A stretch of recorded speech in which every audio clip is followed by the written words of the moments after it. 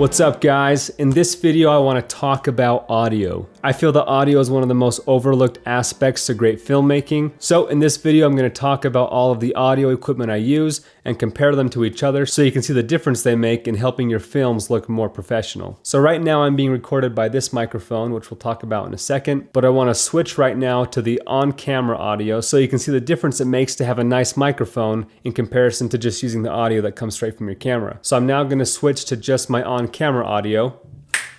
So because my camera is about 8 feet away from me, it's picking up all these echoes and all this background noise, and it's not going to sound very high quality. This is a mistake a lot of amateur filmmakers make, is they just use the audio straight from their camera, and as you can tell, it sounds very unprofessional. So I'm going to make a few recommendations today of microphones that I purchased that I feel are some of the best tools that can help beefing up your audio. So the first tool I want to talk about is the Rode VideoMic Pro. This guy runs about $200 off of Amazon and just pops directly onto your shoe mic on the top of your camera and is used as an onboard microphone so it can go with you everywhere the camera goes. Now this type of setup is ideal for run and gun style shooting. This is the main type of audio we use for most of our Devon Supertramp videos. Now I have a Rode mic on top of that camera that I'm now going to plug in so you can see the difference that it makes from just using the audio straight from camera.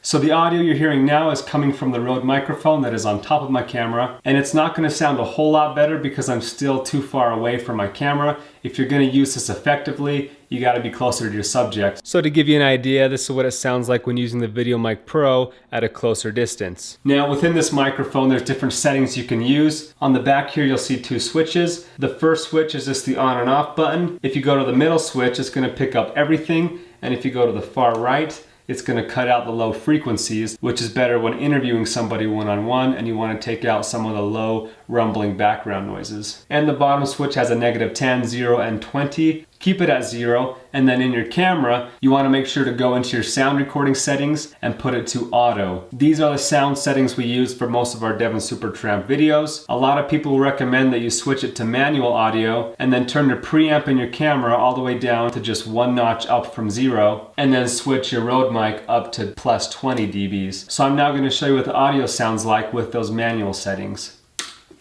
So my camera is now set to manual sound recording, just 1 notch above 0 on the preamp, and my Rode microphone is set to +20 dBs. So that shows you the difference between auto and manual mode when shooting with a Rode microphone. Now let's move on to my next microphone that I'd recommend, which is the NTG3, and is typically used as a boom mic with a blimp that you put on top, which keeps the wind from picking up in the audio and is great for outdoor use. Now in order to use this microphone you need phantom power, which means you need something to plug into, and the device I would recommend buying is the Zoom H6, which you can get for about $400 off of Amazon. It's recording rolling audio right now through this XLR cable and into my microphone. And the proper settings when using this is to dial this corresponding knob, and you can turn it down or up depending on how far away you are from your subject. That will allow you to gauge the correct loudness. You want to look down here at your audio levels and you want to make sure it's peaking at around -12 dBs, and that will assure that you don't have any peaking or distortion in your audio and help it sound nice and clean. So this setup I like to use when I'm doing high budget productions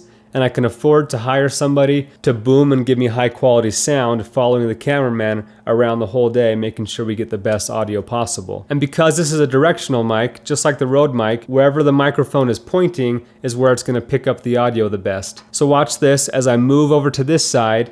You see the audio isn't picking up nearly as well. I move back to the middle and all of a sudden it's picking up my audio again. And then I move over to this side and it's not picking up over here very well. So this microphone's really great for shutting out all the background noise and just focusing in on what's in front of it. So you want to stay only a foot or two away when using this mic. Be as close as you can. Sometimes you can't get as close because you have to be out of the camera frame, but just get as close as you can with this microphone and you're going to get the best sounding audio. Moving on to the next microphone I'd recommend getting is the Sennheiser G3, which is a lav or lapel microphone. You have your transmitter, which says AV out, and you're going to attach this guy to your camera.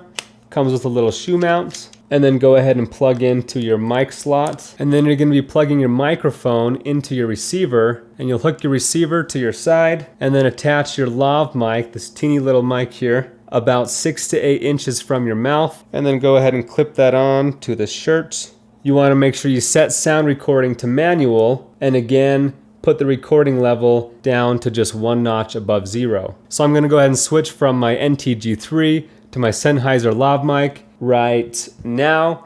And so the audio you're hearing now is coming from this lav microphone. So the times when you want to use a lav microphone is when you're doing interviews out in the field and you have your subject walking back and forth and you don't want to have to follow him with a microphone. And so by putting on a lav mic, it doesn't matter where he's at, the audio is going to stay the same. He can spin in circles and it's not going to matter where he's at. This will always be picking up his voice at the same level. Even if the camera is hundreds of yards away, it'll still pick up that clean audio through this transmitter. Now, as far as the proper settings for these, you want to make sure your transmitter is set between -6 and -12 dB, and make sure your receiver is set between -9 and -12 dB. I have both set right now at -12 dB, and my camera preamp turned down all the way to just 1 notch above 0, and this is the sound quality you're getting from those settings. The last microphone I want to talk about and would recommend is the studio condenser mic.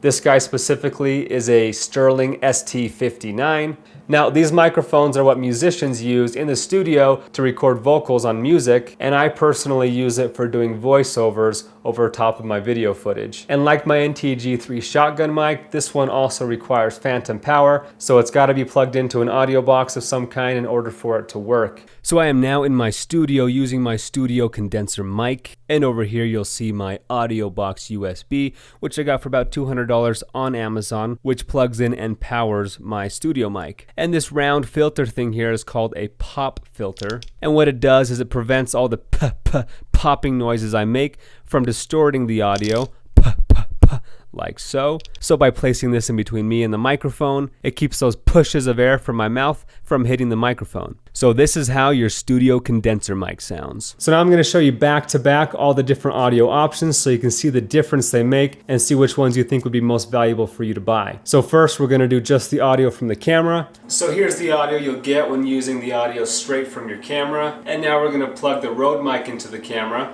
The Rode mic is set to manual mode right now. And like I said, in order for the Video Mic Pro to be effective, you got to be a lot closer to your subject. So to give you an idea, this is what it sounds like when using the Video Mic Pro at a closer distance. And now let's switch to the NTG3, and this is the audio you're hearing from what I consider my nicest microphone, which I use as a boom mic for high budget productions. And now we're going to switch to the lav mic, which is on my shirt, so you can walk around without having to carry any microphones, spin around, and the audio will stay the same. And now we're going to switch to our condenser mic and give you a nice, warm, rich sound from the studio. So those are my suggestions of buying audio equipment to help improve the sounds of your films. If you guys have any further questions, please let me know.